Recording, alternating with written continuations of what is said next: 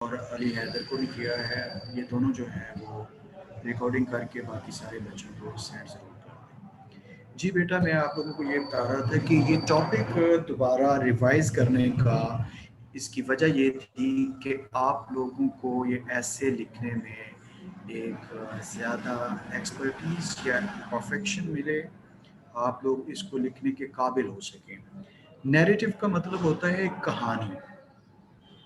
कहानी लिखने के लिए या नैरेटिव ऐसे लिखने के लिए आपने 3 पॉइंट्स जो हैं वो अपने ज़हन में रखने हैं। ये एग्जांपल के तौर पे एक टॉपिक मैंने ऊपर लिखा है कि जैसे हम फर्स्ट ईयर कॉलेज लिखेंगे कि फ़लाँ डेट को हम फर्स्ट ईयर कॉलेज में हम इकट्ठे हुए थे। तो इसके लिए आपने 3 पॉइंट्स जो हैं वो मद्देनज़र रखने हैं। यूज़ ऑफ पास्ट टेंस, कि हमेशा पास्ट इंडेफिनिट टेंस आप इसमें इस्तेमाल करेंगे, और इसमें करना क्या होता है, सिर्फ टेलिंग ऑफ ओनली डिटेल्स। आप इसमें सिर्फ अपने इवेंट की या किसी भी वाकया की डिटेल्स को आप जो है वो नरेट करते हैं, या सिर्फ इवेंट आपने बताने हैं, telling of the whole event. और कुछ भी आप इसमें कमेंट्स नहीं साथ साथ करते। जहाँ पर हम बात करके कमेंट्स करते हैं वहाँ पर हम उसको डिस्क्रिप्टिव कह देते हैं, रिफ्लेक्टिव कह देते हैं। नैरेटिव में आपने सिर्फ और सिर्फ जो है वो पास्ट में रहते हुए डिटेल्स जो है वो आपने लिखनी होती है। फॉर एग्जाम्पल, हम एग्जाम्पल के तौर पे इस ऐसे को अपने सामने रखते हैं कि अगर हमें ये टॉपिक जो कि आप ऑलरेडी कई क्लासेस में कर चुके हो, आप इसको इंटर में कर चुके हो, आप इसको माइट भी पॉसिबल आप इसको मैट्रिक लेवल पे आपने किया हो या ना किया हो, लेकिन आपने इंटर लेवल पे ये ऐसे ज़रूर किया हुआ है। अब आप इस ऐसे को लिखने के लिए बेटा जिनके माइक ऑन है वो कोशिश करें कि अपने अपने माइक जो है वो ऑफ कर लें, ताकि जो है आवाज़ जो है बार बार जो है प्रॉब्लम नहीं हो।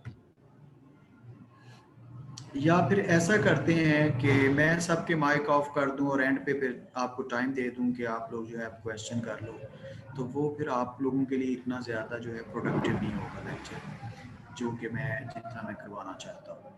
कि आप लोग साथ ही साथ माइक इसलिए ऑन रखे होते हैं ताकि आप लोग अपने प्रॉब्लम्स साथ ही साथ जो है वो आप पूछ सकें। एनी हाउ, आप लोगों ने पास्ट टेंस इस्तेमाल करना होता है, सिर्फ डिटेल्स आपने तमाम इवेंट्स की साथ ही साथ जो है वो आपने बताते जाना है, कमेंट्स नहीं करने। कमेंट्स आप सिर्फ और सिर्फ पहले पैराग्राफ में करते हो जहां पर आप टॉपिक को इंट्रोड्यूस करवाते हो।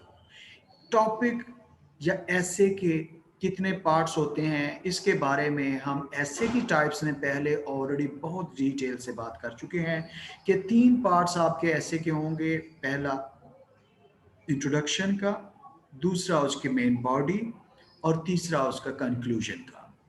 तकरीबन 350 वर्ड्स, जितने भी आप ज़्यादा लिख सकते हो आप लिख सकते हैं।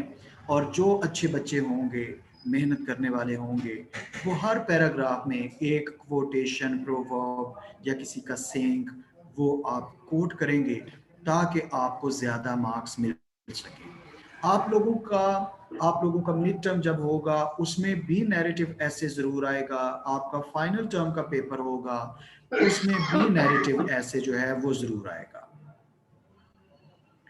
जी बेटा, आप लोग पहले खांस लें बीच में, फिर आगे बात करते हैं। आप लोगों की अपने अपने माइक ऑफ रखें। मेरा ख्याल है कि ये इसकी बजाय जो है आप लोगों को मैं खुद ही सबको म्यूट कर देता हूँ। जी बेटा बताएं, सबको म्यूट कर दूं? जी सर, कर दें।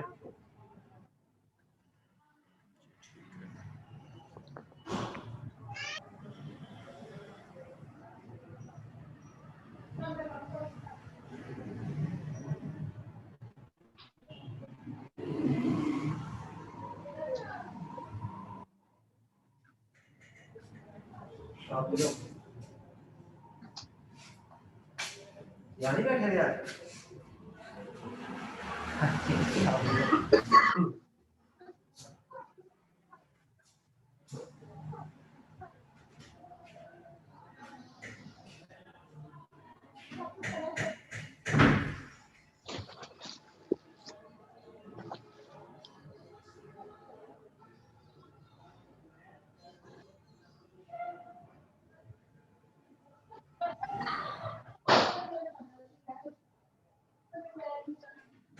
जी असदुर रहमान, आपका बेटा माइक ऑन है, माइक ऑफ करें।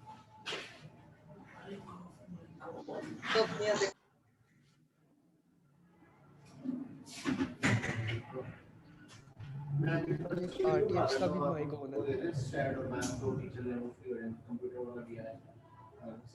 असदुर रहमान, अगर आप माइक ऑफ नहीं करते तो आप जो है, मैं आपको रिमूव कर रहा हूँ, आप सुनते नहीं, आप ताकि बाद में आए तो आपको कुछ सेंस होगी कि मैंने क्या किया। जी, और किसका माइक जो है वो चल रहा है? सर आप सारी क्लास को म्यूट कर दें, एंड पे क्या कहते हैं, जब क्वेश्चनिंग होगी तो आप अनम्यूट कर दीजिएगा। सर नहीं ठीक है, बस जो सारे म्यूट हैं ठीक है। अब्दुल्ला जवेद बेटा, आपका माइक ऑन है।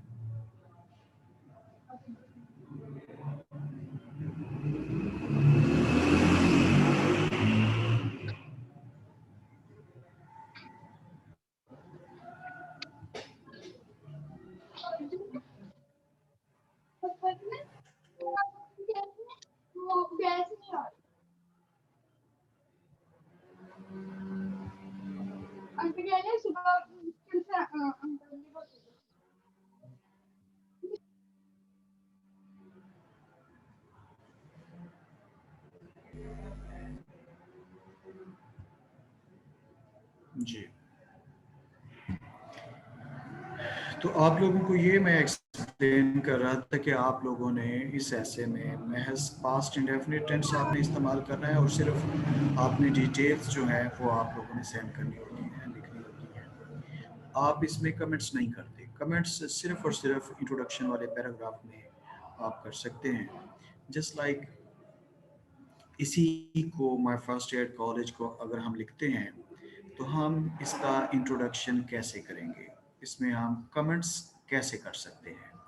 Like most peoples first day at college is the most stressful day of their lives because they don't know what to expect or they just don't want to go through an embarrassing situation. But for me, it was the most exciting day of my life. तो यहाँ पर सिर्फ एक general concept कि first day पे लोगों की thinking क्या होती है, लोगों की एक्सपेक्टेशन क्या होती है, स्टूडेंट्स कैसा फील करते हैं, क्या उन पे बहुत ज़्यादा स्ट्रेस होता है या बहुत ज़्यादा रिलैक्स होते हैं, बहुत ज़्यादा खुश होते हैं, उनकी जनरल साइकी क्या होती है। आप सिर्फ और सिर्फ फर्स्ट इंट्रोडक्टरी पैसेज में आप ये कमेंट्स इस तरह के कर सकते हैं। आप इंट्रोडक्टरी पैसेज में क्वोटेशन से भी शुरू कर सकते हैं, आप इसमें क्वोटेशंस ऐड भी कर सकते हैं। मेन बॉडी में जब फर्स्ट पैराग्राफ हम लिखते हैं तो फिर हम उससे डायरेक्ट बात शुरू करते हैं, उस इवेंट के बारे में लिखना शुरू करते हैं। जैसे first, I met new people who shared my interests. Second, it was a whole new experience for me in which success depended on me. And third, it was the first day that I started studying something that I really liked. Finally, I won't forget it very easily because lots of things were accomplished in my first day at SABAC. आप कोई भी college का नाम लिख सकते हो कि आपने शुरू में जो है वो पास्ट इंडेफिनिट, आप पहले सेंटेंस से आप गौर करें, first I met new people, past indefinite tense. आप छोटे छोटे सेंटेंस बना सकते हैं, आप कह सकते हो on this day I met new people. आप फर्दर यहाँ पे फुल स्टॉप लगा के दोबारा कह सकते हो दे शेयर्ड माई इंटरेस्ट। आप फिर से, यानी कि बिल्कुल शॉर्ट सेंटेंसेस भी आप लिखते जाएंगे तो उससे कोई बैड इफेक्ट नहीं होगा, बजाय इसके कि आप लॉन्ग सेंटेंसेस पूरे पूरे पैराग्राफ का एक सेंटेंस लिखें जिसमें ग्रामर गलत हो, आपका सीक्वेंस गलत हो, आपका रिदम गलत हो, आपका जो इंटरकनेक्टिविटी है थॉट्स की वो गलत हो जाए, डिस्टर्ब हो जाए। उसमें आप याद रखिएगा कि अगर आपके ये डिस्टर्बेंस होती है रिदम में, आपके सीक्वेंस में, तो वो आपके ऐसे को बैड इम्पैक्ट देता है। आप कोशिश करें, आपको ये चीज़ें सारी एक्सप्लेन की हुई हैं कि उसमें कोहेरेंस होना चाहिए। तमाम आप जो थॉट्स उसमें लिखेंगे नरेट करेंगे, वो सारे के सारे इंटरकनेक्टिविटी जो है वो उसमें होनी चाहिए। कोई भी पॉइंट जो है वो इररेलेवेंट, बिल्कुल जो जिसकी कोई रीज़न नहीं बनती, जिसका कोई रेलेवेंस नहीं बनता, वो मत लिखें। और कोशिश करें आप जो चीज़ें आपने नहीं भी उस दिन एक्सपीरियंस की, आप वो सारी की सारी बातें लिख सकते हैं, लेकिन उन बातों को आपने रेलिवेंट बनाना है, लॉजिकल बनाना है। आप किसी भी पॉइंट को जो है वो इररेलेवेंट तौर पे बीच में लिखेंगे तो आपके ऐसे के मार्क्स जो हैं वो डिडक्ट हो जाते हैं। पास्ट टेंस आप इस्तेमाल करते जाएंगे, शॉर्ट शॉर्ट बेशक सेंटेंसेस बनाएं, लॉन्ग हो तो ग्रामर और उनका सीक्वेंस जो है वो बिल्कुल करेक्ट होना चाहिए। First I met lots of people, मैं बहुत से लोगों से मिला, who were as excited as me। यहाँ पर ये ऐसे लिखते हुए आप ये देखें कि यहाँ पर लफ्ज़ मी की बजाय आई होना चाहिए।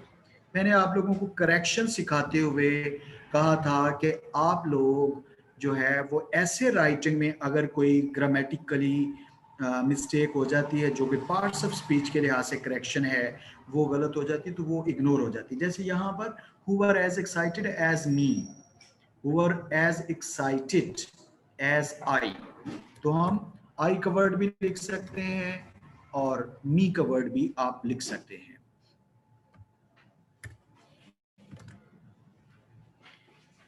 As I for their first day at college, I really enjoyed that day because everybody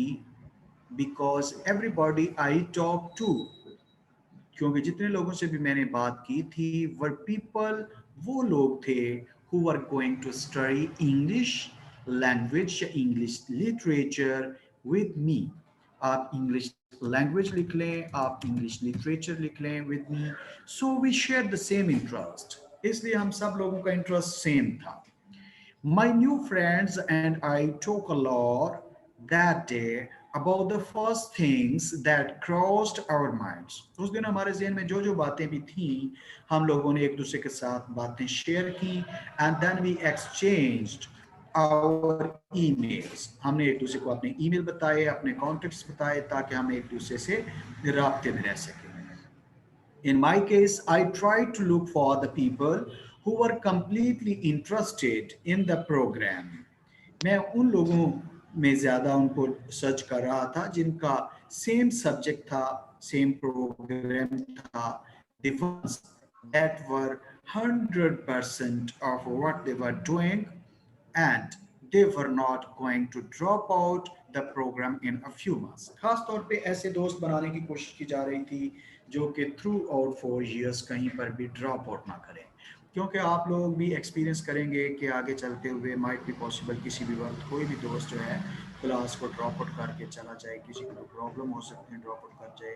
अगर 150 स्टूडेंट है तो माइट भी पॉसिबल जो है वो ऑलमोस्ट कोई 20 स्टूडेंट्स जो है at the end of the first year वो छोड़ जाए। तो चौथे साल तक आखिर तक कई दोस्त जो हैं आपको छोड़ के जा चुके होंगे। एनीहाउ, तो दोस्त बनाने के लिए बेटा ये आप मोइज मलक, आपने अपना माइक ऑफ नहीं किया हुआ।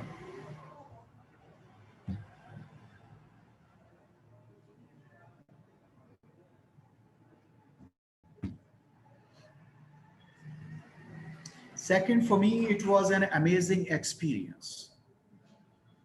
दूसरा ये कि ये मेरे लिए एक हैरान कुन तजर्बा था। आप इसमें टेंस आप नोट करें, पास्ट इंडेफिनिट, इसमें सिर्फ और सिर्फ उस दिन क्या कुछ हुआ वो सारा कुछ बताया जा रहा है। और हालांकि ये बहुत कम है, आप पहले दिन के इवेंट्स आप लोगों को ज़्यादा बेहतर पता है, कैसे आप कॉलेज में होते हो, आप डर रहे होते हो, आप किस शख्स से मिलते हो उस दिन। जैसे कि पिछले पैराग्राफ में बताया गया कि ऐसे दोस्त ढूंढने की कोशिश की जा रही होती है जो हमारे इंटरेस्ट के हों, जो हमारी साइकी के हों, ताकि हम उन लोगों के साथ जो है वो नॉलेज उनसे गेन कर सके, उनको दे सके, उनके साथ बातें शेयर कर सके, उनको अपने दोस्त बना सके। ऐसा होता है जो फर्स्ट डे हमारे साथ ज़्यादा हमें रिस्पांस देता है, हमारे साथ बातचीत करता है, mostly through out the session हम उन्हीं के साथ जो है वो फ्रेंडली होते हैं, उन्हीं को हम अपना दोस्त बना लेते हैं। हमारी बातचीत, हमारा रिस्पॉन्स, हमारी केयर होती है जो दूसरों को अट्रैक्ट करती है।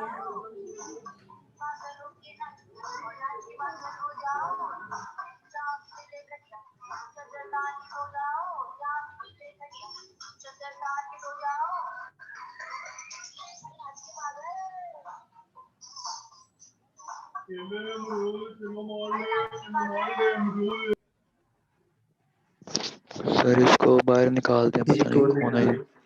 ये कौन है आपके ढिंचैक ग्रुप में पूजा? नहीं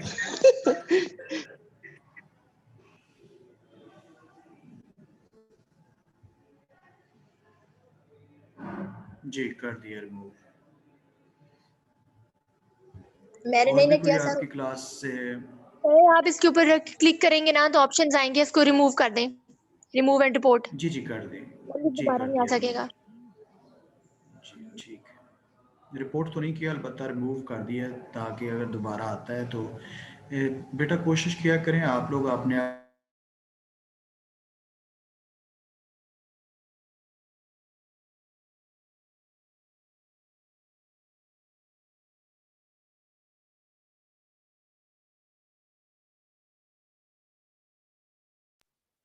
हेलो।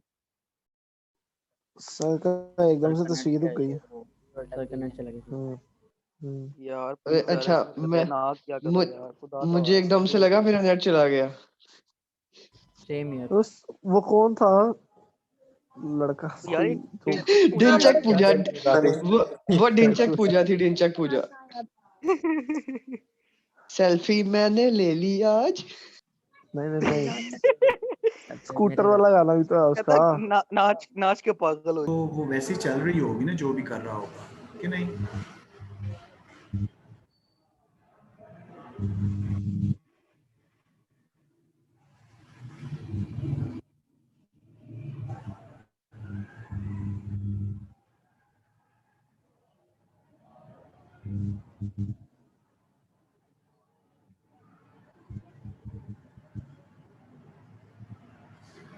जी ये दानियाल को मैंने किया है रिकॉर्डिंग के लिए। ये तो चल रही है ऑलरेडी, उसकी रिकॉर्डिंग चल रही है। एनी हो, जी बेटा इस स्लाइड पे हम थे। मैं आपको ये बता रहा था कि हम लोग नैरेटिव ऐसे लिखते हुए थ्रू आउट हमने पास्ट टेंस जो है उसे इस्तेमाल करना होता है, पास्ट इंडेफिनिट टेंस। और पास्ट इंडेफिनिट टेंस में अगर आप शॉर्ट सेंटेंसेस बनाएंगे, क्योंकि आप जिस लेवल पे आप लोग होते हैं, आप लोगों की ग्रामर पे इतनी ग्रिप नहीं होती, आप लोगों की लैंग्वेज इतनी साउंड नहीं होती। कोशिश करें छोटे छोटे सेंटेंसेस आप लिखें ताकि उसमें गलतियां कम होने के चांसेस हों। कहीं पर भी नैरेटिव ऐसे लिखते हुए कमेंट्स नहीं बीच में करें, वो आपका वीक पॉइंट होता है। आपने सिर्फ इवेंट्स जो उस दिन हुए होते हैं, जिस दिन के बारे में आपसे पूछा जाता है, उस दिन के सिर्फ आपने इवेंट्स जो हैं वो नरेट करने होते हैं। जी बेटा, आपने शरून आपने हैंड रेस किया, वैसे किया या कोई क्वेश्चन पूछने के लिए किया?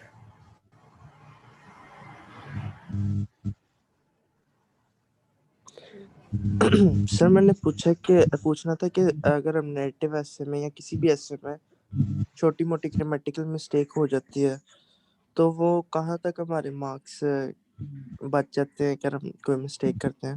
बेटा अगर कोई छोटी छोटी मिस्टेक्स होती हैं पूरे ऐसे में, 4-5 मिस्टेक्स जो है ना वो इग्नोरेबल होती हैं, लेकिन ऐसा नहीं है कि आपके तमाम के तमाम सेंटेंसेस जो हैं उनमें ग्रामर की मिस्टेक्स हों, वो फिर जो है इग्नोरेबल नहीं होती। उस पर फिर यकीनी तौर पे आपको मार्क्स नहीं मिलते, आपके फेल होने के चांस होते हैं। बल्कि यकीनन अगर आप ग्रामर आपकी सारी गलत होगी तो इंग्लिश लैंग्वेज में सिर्फ एक ग्रामर ही तो हम लोग चेक करते हैं। हाँ आप लोगों ओके के सर। कॉन्सेप्ट्स भी हम चेक करते हैं, लेकिन उसके साथ साथ ग्रामर होती है जो कि आप लोगों की चेक की जाती है। तो आपने ग्रामर अपनी जो है उसको स्ट्रॉन्ग करना होता है। आप लोग लिख लिख के प्रैक्टिस करें, किसी को चेक करवाएं। हंजला बेटा, आप हर क्लास में ऐसे ही करते हैं, माइक ऑन करके पूरी क्लास को डिस्टर्ब करते हैं, कोई ना कोई साउंड आती रहती है आपके माइक से।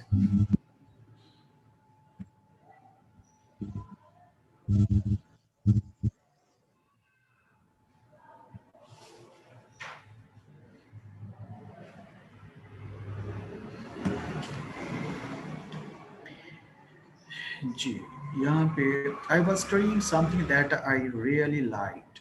Studying English for me was the best choice because I knew that I was meant to study languages.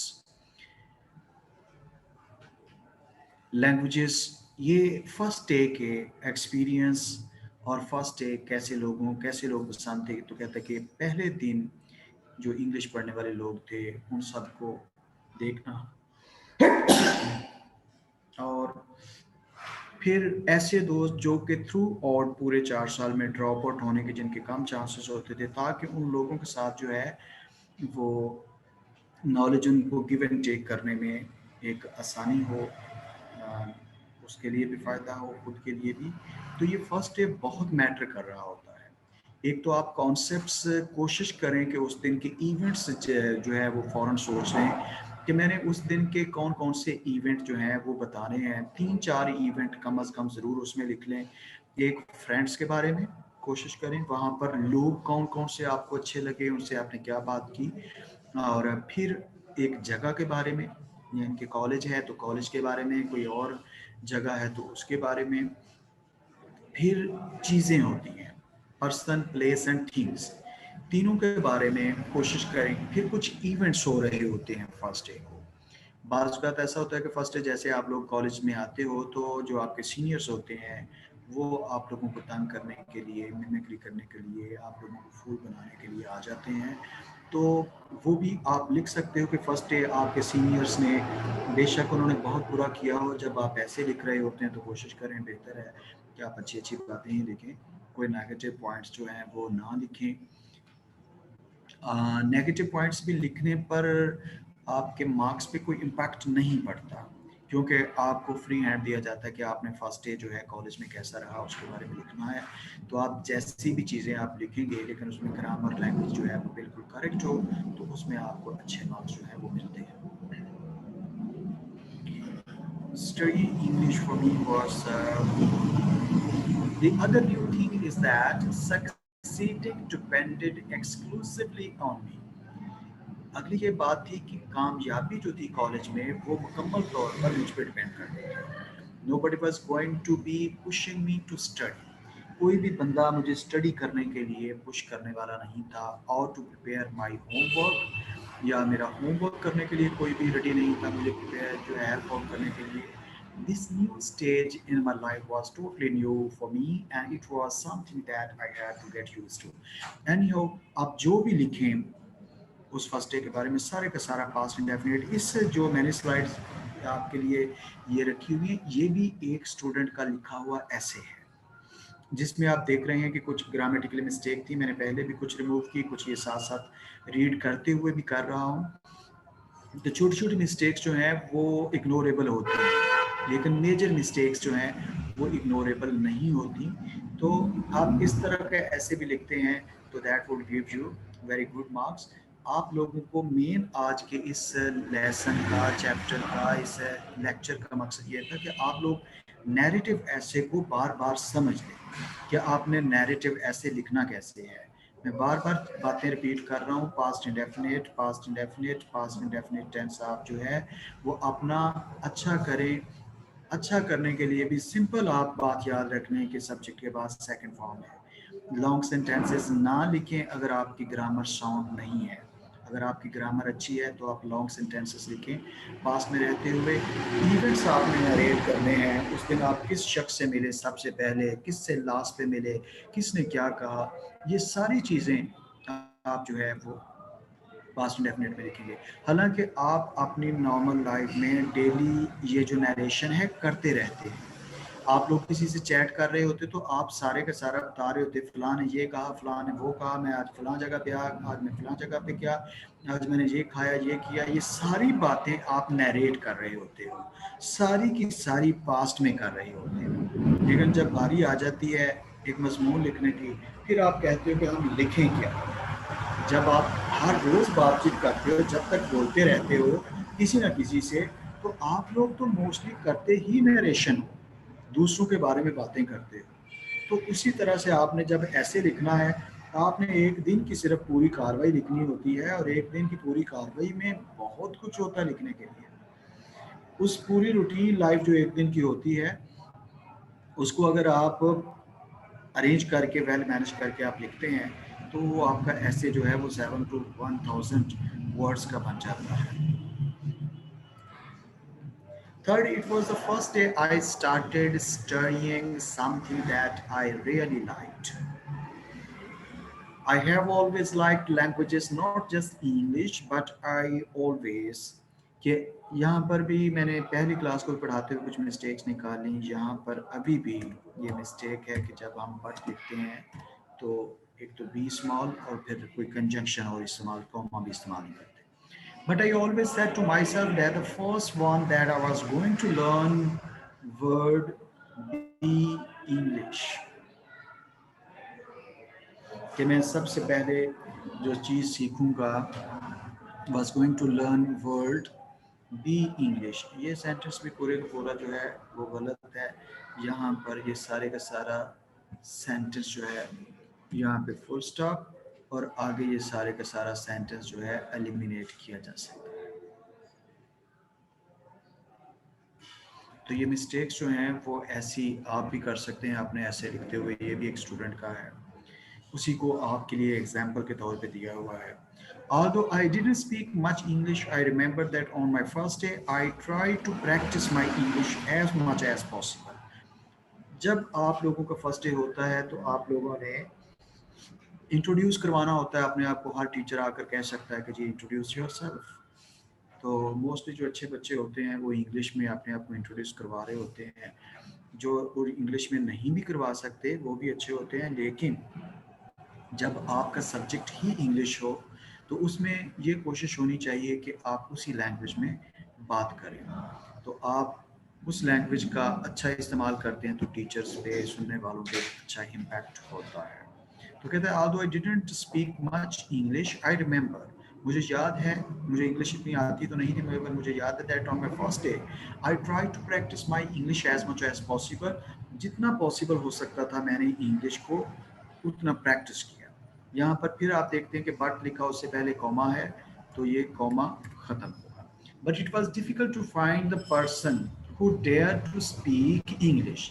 लेकिन बड़ा मुश्किल था कि किसी ऐसे दोस्त को ढूंढूं जो वाकई मुझ में मेरे साथ इंग्लिश में बात करे, पता चल सके कि कितने बच्चों को कितनी इंग्लिश आती है. आफ्टर सम अनसक्सेसफुल ट्राइज, बार बार ढूंढता था, नहीं कामयाब होता था, नाकाम रहा. आई फाउंड द पर्सन, आखिरकार एक शख्स मिल गया हु टुक द रिस्क, उसने ये इंग्लिश बोलने का रिस्क लिया. And she didn't care about, और उसे दूसरों की कोई परवाह नहीं थी कि कोई क्या कहता है. She was Letitia. ये नाम जो है वो जानबूझ के जो है वो आप लोगों के लिए इंग्लिश का रखा गया ताकि आप लोग जो हैं वो नाम जो है किसी का बाय चांस अगर आ जाए तो आप सब लोग जो हैं वो आप लोगों को एक हंसने का मौका मिल जाता है, ये फलां का नाम है. I know that we made lots of mistakes. हमने बहुत सी गलतियां की बोलने में, but we didn't care. लेकिन हमने कोई परवाह नहीं की. We just did our best and were able to understand each other. हमने अपनी पूरी काविश की, एक दूसरे को समझने की काविश की, which was the point. और यही असल बात थी. Finally, I won't forget that day because it was one of the most special moments of my life. मैं उस दिन को नहीं भूलूंगा क्योंकि ये मेरी जिंदगी का बहुत स्पेशल मोमेंट था. That day I received more things. मैंने कुछ और भी मजीद चीज़ें उस दिन रिसीव की. What I had expected, जिसकी मुझे तवक्को थी. आप यहाँ पर देखते हैं what I had expected. Sentence long था, शुरू में पास्ट इंडेफिनिट है तो बाद में पास्ट परफेक्ट लिखा. आप शॉर्ट सेंटेंसेस लिखें कि आपको जो है बीच में कंजंक्शन की गलती ना हो, आप बाद में आपको कोई टेंस चेंज करने की गलती ना हो. आप सिंपल पास्ट इंडेफिनिट टेंस जो है यूज़ करें. सब्जेक्ट, उसके बाद second form object, full stop, फिर सब्जेक्ट और सेकंड फॉर्म ऑब्जेक्ट. छोटे छोटे सेंटेंसेस में आप बात करते चले जाएं ताकि गलतियां कम हों. जब आप रट्टे लगा के लिखेंगे तो उसमें यकीनन आप भूलेंगे भी, कई वर्ड मिस होंगे, आप स्पेलिंग की मिस्टेक्स करेंगे. जब आप लोग खुद अपनी तरफ से लिखेंगे तो उसमें गलतियां कम होंगी, बशर्ते कि आप मेरी बात को फॉलो करें कि सब्जेक्ट, सेकंड फॉर्म, ऑब्जेक्ट, तीन लफ्जी सेंटेंस लिखते जाएं, 4 लफ्जों का सेंटेंस लिखते जाएं। बहुत लॉन्ग ना लिखें जब आपकी ग्रामर ठीक नहीं है। अगर ग्रामर अच्छी है, लॉन्ग सेंटेंसेस लिखें, बहुत अच्छा लिखें, उसमें कोटेशन ऐड करें, बहुत नंबर मिलेंगे। जब आपकी ग्रामर ठीक है ही नहीं तो फिर आप शॉर्ट सेंटेंसेस लिखें ताकि आपकी गलतियां कम हो और उतने मार्क्स जो हैं वो कम कटें। That day I received more things of what I had expected. I got friends. उस दिन दोस्त मिले. It was the first day of my English program. ये मेरी इंग्लिश क्लास का, इंग्लिश प्रोग्राम का, BS इंग्लिश का फर्स्ट डे था. I realized that there was something that I was really good at. मुझे पता चल गया कि कोई चीज़ ऐसी है जिसमें मैं अच्छा था. Now that I am in my 3rd year and I look back, आप मैं तीसरे साल में हूँ. लुक बैक एंड आई सी, ये आपका कंक्लूजन है जिसमें आप प्रेजेंट टेंस इस्तेमाल कर सकते हो. Look back and I see that it was the best choice. अब मैं समझता हूँ कि ये बेस्ट चॉइस थी आई हैव एवर मेड, जो मैंने कभी की. आई हैव नो रिग्रेट्स, अब मुझे कोई इस चीज़ में अफसोस नहीं. These last 3 years have been the most remarkable and greatest year of my life. ये मेरी जिंदगी के सबसे अच्छे दिन थे, साल थे. एक और ऐसे आप लोगों के लिए जो है, ये दोनों, ये आज की स्लाइड जो है वो मिस बख्तावर को मैं व्हाट्सएप कर दूंगा, वो आप लोगों के ग्रुप में जो है इसको सेंड कर देंगे, या मैं सिद्रा को कर दूंगा, वो आप लोगों के BBA के ग्रुप में सेंड कर देंगे. ये महज आप लोगों की प्रैक्टिस के लिए है कि आप लोगों ने लिखना कैसे है. बार बार ये मैं कह रहा हूँ बात, आपके मिड टर्म में, रिटन पेपर में नैरेटिव ऐसे आएंगे, टॉपिक्स अनसीन होंगे. लिखने के लिए आप लोगों ने जो आपको रूल्स बताए गए हैं उनको फॉलो करना है. ये सेकंड ऐसे आपके लिए थोड़ा सा, इसमें कमेंट्स, इसमें कोटेशंस, इसमें प्रोवर्ब्स को ऐड किया गया है कि आप कैसे ऐड कर सकते हैं. लिखना बिल्कुल फिर से उसी तरह से है कि आपने पहला पैराग्राफ इंट्रोडक्शन का होता है, आप अपने इंट्रोडक्शन को भी एक प्रोवर्ब से शुरू कर सकते हो. हर पैराग्राफ में एक प्रोवर्ब हो, क्वेश्चन हो, तो आपको 20 में से 19 नंबर मिल जाते हैं. अगर आप नहीं ऐड करते तो आपको पूरा ऐसे सही लिखने पे 10 नंबर मिलते हैं, 11 नंबर मिलते हैं. कोटेशन, प्रोवर्ब, सेइंग्स का बहुत इफेक्ट होता है. आप बहुत अच्छा लिखें, बहुत मेहनत करें. ये नहीं हो कि सिर्फ आप लिखते चले जाएं, उसमें कोई कोटेशन, प्रोवर्ब्स ऐड ना हो तो यकीनन मार्क्स कम होंगे. अगर आप मेहनत, जितनी मेहनत करेंगे उतने मार्क्स ज़्यादा मिलेंगे. आपकी जो पेपर चेक होते हैं वो कंपैरेटिव होते हैं. जिस बच्चे ने बहुत अच्छा लिखा होता है, टीचर उसका पेपर साइड पे कर लेता है, फिर उससे कम अच्छा, फिर उससे कम अच्छा, और उसी तरह उसकी रैंकिंग कर देता है. ये फर्स्ट लाइन देखें, the quality of a college is measured more by the kind of students it turns out than the kinds it takes in. College की क्वालिटी एजुकेशन का पता चलता है कि वो क्वालिटी एजुकेशन का उन स्टूडेंट से पता चलता है जो कॉलेज से जो है वो एजुकेशन गेन करके बाहर निकलते हैं, कुछ कामयाब लोग बनते हैं, ना कि उन तलबा के ज़रिए पता चलता है जो कि उस कॉलेज में एडमिशन लेते हैं. तो कॉलेज से पास आउट करके किसी फील्ड में काम करने वाले जो स्टूडेंट्स होते हैं वो अपने कॉलेज के बाद में रिप्यूट अप करते हैं, और उसी से उस कॉलेज का पता चलता है कि वहाँ पर काम कैसा करवाया जा रहा है. There is hardly any living being who has not gone through ups and downs of life. शायद ही कोई ऐसा इंसान होता है जो जिंदगी में अरूजो ज़वाल में से नहीं गुजरता. Actually life is full of bad as well as good incidents. जिंदगी अच्छे बुरे वाक़यात से भरी हुई होती है. Some of them may be forgotten. कुछ वाक़यात भूल जाते हैं, whereas others leave an everlasting imprint on the mind. जबकि बहुत से लोग आपके जहन पर हमेशा रहने वाला एक तासुर छोड़ जाते हैं. As some philosophers said, ये कोटेशन आप लोग जो है खुद भी ऐड कर सकते हैं. जैसे ये कोटेशन जो है वो मैंने खुद से ऐड की, महज आप लोगों को गाइड करने के लिए कि आप लोग भी इस तरह से पैराग्राफ से रिलेट करती हुई कोई बात जो है वो खुद उसको एक सेइंग की शक्ल में जो है लिख सकते हैं, किसी का रेफरेंस दिए बगैर. जैसे bitter memories ever remain in mind whether they belong to happiness or sorrow. तल्ख यादें जो हैं वो हमारे जहन में रहती हैं हमेशा, चाहे वो खुशी के बारे में हो चाहे गम के बारे में हो. Write the bad things that are done to you in the sand. बुरी बातों को ऐसे रखो जैसे रेत पर लिखे हुए हरूफ. जैसे ही समंदर के पानी की लहर आती है तो उन तमाम नामों को वो मिटा कर चली जाती है. But the good things that happen to you on a piece of marble. और अच्छी चीज़ें ऐसे पास रखो जैसे लोग संगे मरमर की स्लेट पर किसी का नाम किंदा करवा के लिखवा के अपने पास रख लेते हैं और वो कभी नहीं मिलता. जैसे आप कहते हैं ये पत्थर पे लकीर की तरह है, तो अच्छी चीज़ें पत्थर पे लकीर की तरह रखें, जबकि बुरी चीज़ें जो हैं उनको आप ये बेटा आप लाइन लगाने की आदत नहीं गई. Anyhow, यहाँ पर फिर से एक राइटर को कोट किया. आप सब लोगों ने इंटर पे 9th 10th के लेवल पे पढ़ा होगा हेलन केलर को. Helen Keller, the dumb and deaf American authoress, holds, वो कहती है that we do not value the things until we lose them. हमें चीज़ों की कदर तब होती है जब वो चीज़ें हमसे दूर चली जाती हैं. जब तक चीज़ें पास रहती हैं हमें उनकी कदर नहीं होती. तो हमें कदर करनी सीखनी चाहिए कि दूसरों की कदर कैसे करनी है, ताकि हम कभी भी जिंदगी में नुकसान जो है वो ना उठाएं.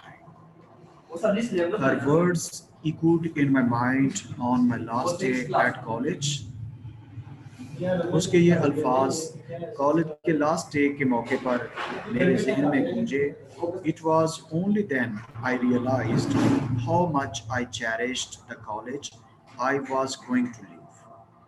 उस वक्त पता चला कि मुझे ये कॉलेज कितना पसंद था जिसे मैं छोड़ने वाला था. It seemed to me as if somebody were drawing my soul out from my body. ऐसे लग रहा था जैसे कि मेरे जिस्म से मेरी रूह को खींच रहा हो. Very good ji.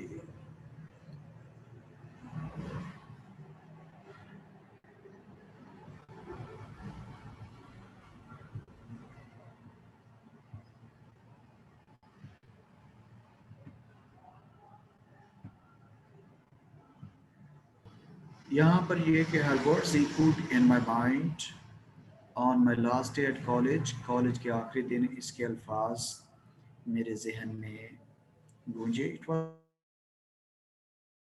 cherish the college I was going to leave. कि उस वक्त पता चला कि मुझे कॉलेज कितना पसंद था, मैं इसको कितना चाहता था जो मैं छोड़ने जा रहा था. It seemed to me as if somebody were drawing my soul from my body.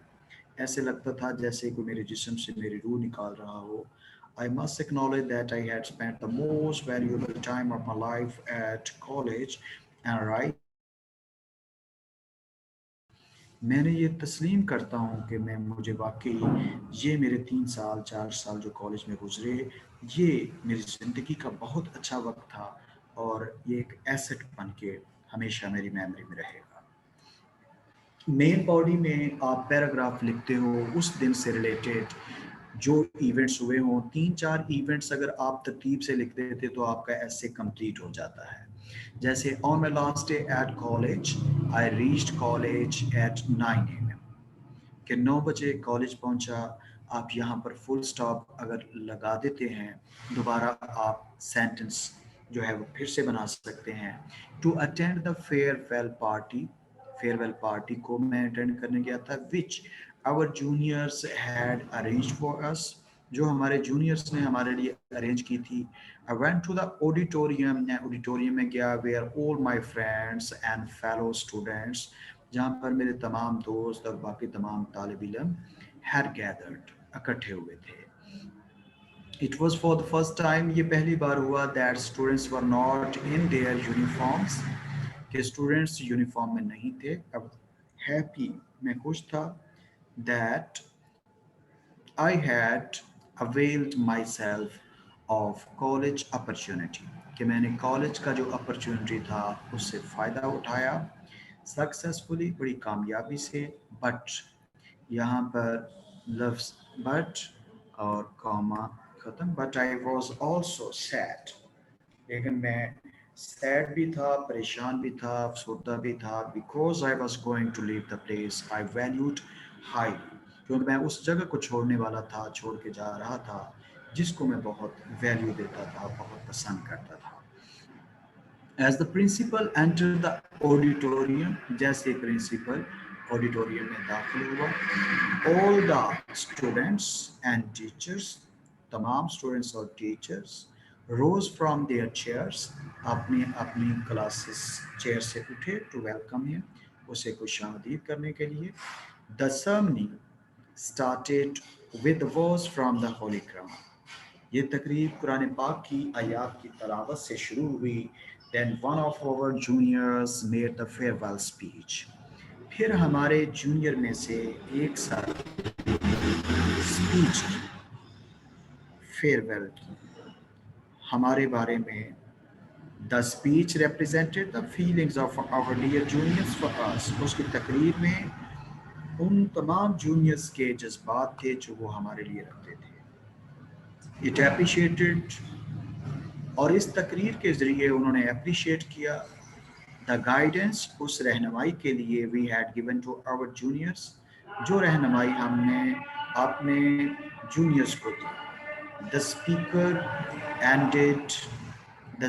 Ended his speech with the best wishes, best wishes के साथ स्पीच खत्म हो गई। For our prosperous and bright future, हमारे अच्छे रोशन मुस्तकबिल के लिए विशेस थी। तो इस तरह से, यानी कि ये दूसरा इवेंट, ये कोई ज़्यादा इवेंट नहीं है। इसमें पहला इवेंट कि सब लोग कैसे इकट्ठे हुए, यूनिफॉर्म कैसा था। दूसरी बात प्रिंसिपल का ऑडिटोरियम में आना, बच्चों का वेलकम कहना और एक स्टूडेंट का फेयरवेल स्पीच करना, ये कोई बहुत बड़े इवेंट्स नहीं है। तीसरा आप देखें, then it came to the entertainment performances, फिर तफरीह के लिए जो उन्होंने प्रोग्राम्स बनाए थे वो शुरू हुए बाय आवर जूनियर्स, जो जूनियर्स ने तैयार किए हुए थे। They made some acting comedy performances, कुछ उन्होंने कॉमेडी परफॉर्मेंसेस जो है तैयार की हुई थी, which we enjoyed a lot, जो हमने बहुत इंजॉय की। आई रिमेंबर द टाइम, मुझे वो वक्त याद है, when we the seniors used to occupy the stage, जब हम सीनियर लोग स्टेज पर छाए रहते थे। बट दैट डे, यहाँ पर ये कॉमा खत्म होगा, but that day we were guest and our juniors, उस दिन हमारे जूनियर्स हमारे दोस्त थे, हम लोग उस दिन मेहमान थे।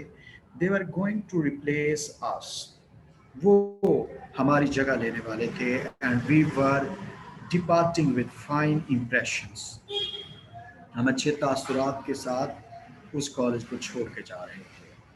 I the representative of the senior, मुझे सीनियर की तरफ से बोलने का कहा गया। Was then called on the stage, मुझे स्टेज पर बुलाया गया। टू एक्सप्रेस माई फीलिंग्स, कि मैं आकर अपने फीलिंग्स जो हैं उनको प्रेजेंट करूं। आई रिसाइटेड अ पोएम, मैंने एक नज़म रिसाइट की, that I had written for this occasion, जो इस मौके के लिए मैंने लिखी थी। इन द पोएम, उस नज़म में, आई पे ट्रिब्यूट टू द वर्दी प्रोफेसर्स, मैंने प्रोफेसर्स के लिए एक खराज तहसीन पेश किया।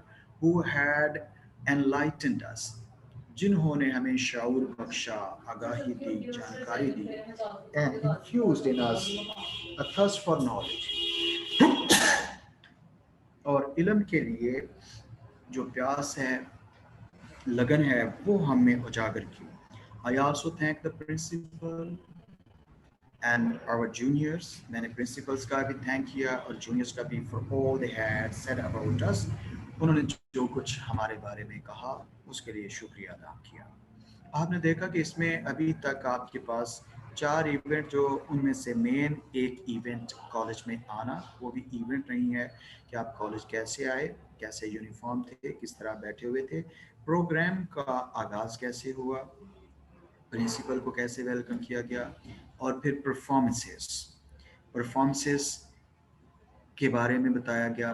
वहाँ पर आप बताते हुए आप लिख सकते हो कि अच्छी एक्टिंग किसने की, कौन किसने अच्छी पोयम पढ़ी, किसने अच्छी शायरी आके सुनाई, किसने अच्छा ड्रामा किया, तो आप उसको मज़ीद एक्सपेंड कर सकते हो। चौथा इवेंट महज फाइनल स्पीच जूनियर की, फाइनल स्पीच सीनियर की, और आखिर पे फाइनल स्पीच प्रिंसिपल की तरफ से सदारती खुतबा प्रिंसिपल का।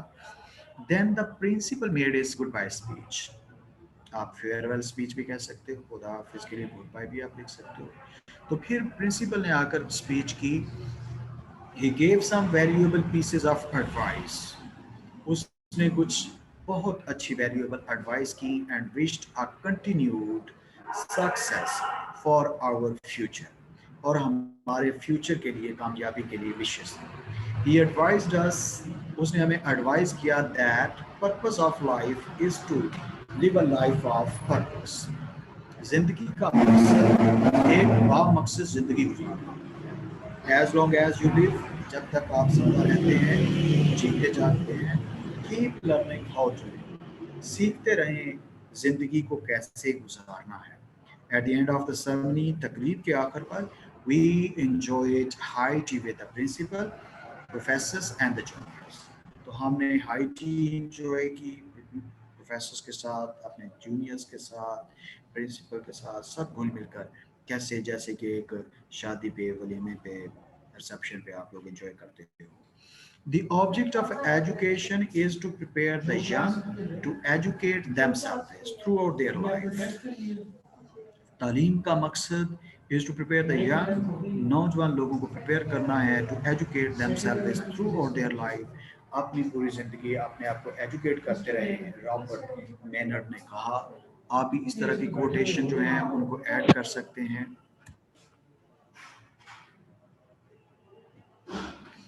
आखिर पे कंक्लूजन कैसे, we had video cameras with us and we were capturing these precious moments not only in our cameras but also in our hearts।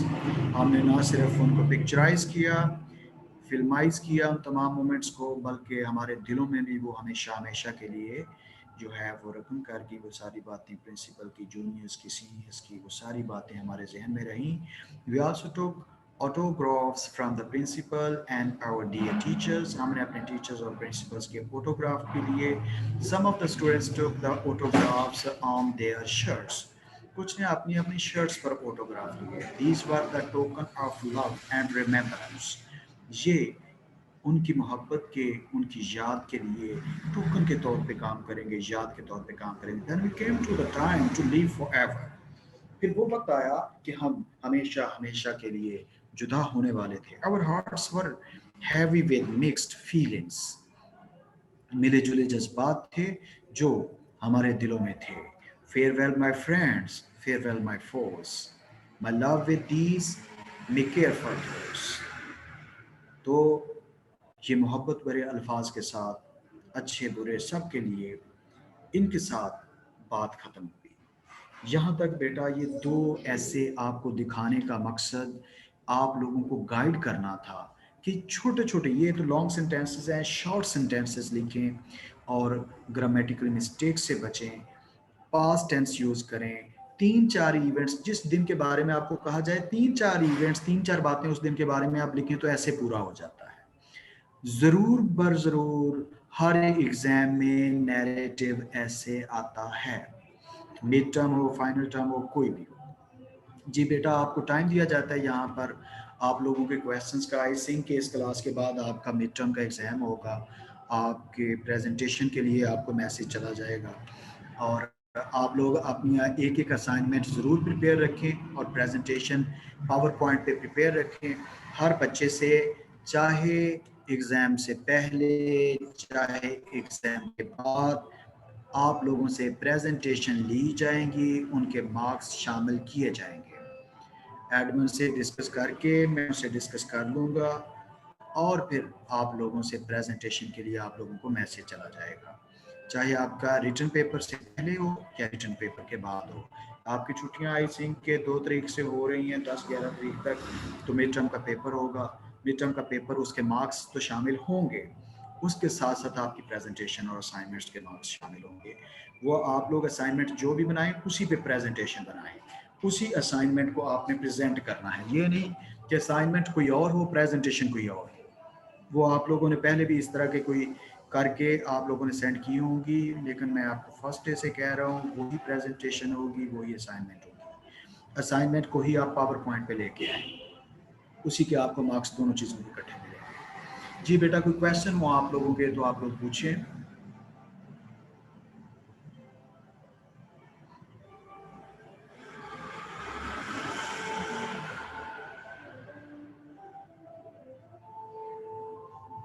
जी बेटा, कोई क्वेश्चन आप लोगों के?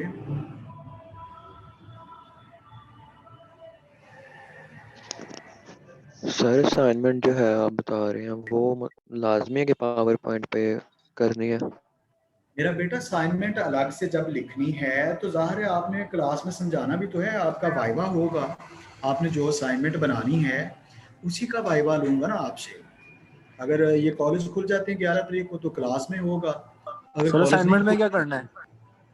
असाइनमेंट बेटा ये जितना कुछ आप लोगों को पढ़ाया है, आप किसी भी टॉपिक पे असाइनमेंट बना लें।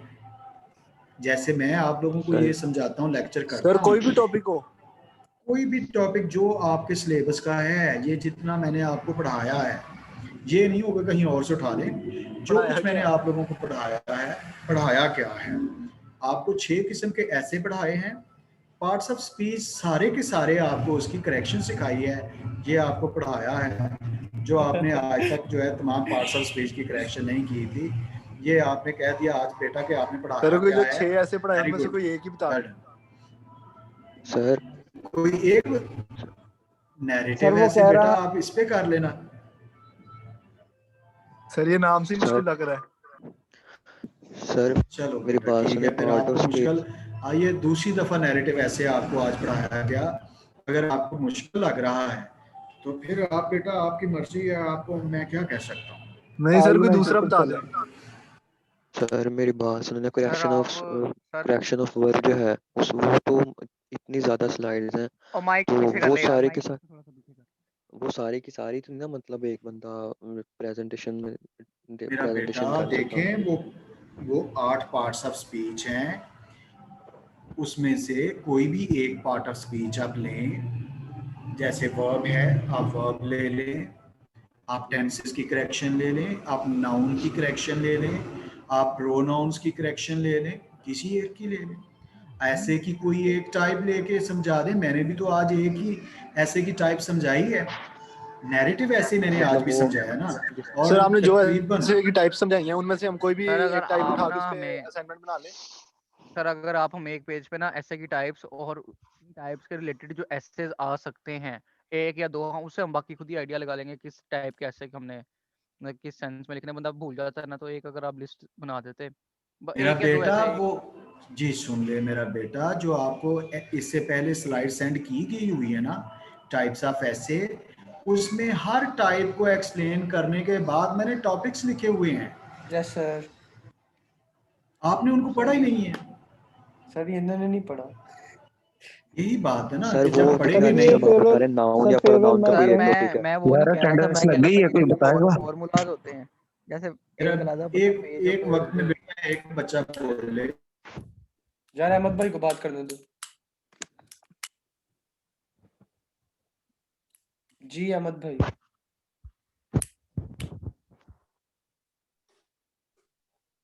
सर नहीं बोल रहा, मैं बोलता हूँ। जिस तरह वो आप बता रहे थे नाउन या प्रोनाउन के टॉपिक्स हैं करेक्शन ऑफ वर्ब में, तो उसके अंदर हम, अगर मैं फर्ज करें मैं प्रोनाउन का टॉपिक चूज करता हूँ, तो वो उसकी ज़्यादा से ज़्यादा कोई मेरे ख्याल से 3 या 4 स्लाइड्स होंगी जिन पर वो प्रोनाउन का टॉपिक सारा कवर हो जाता है।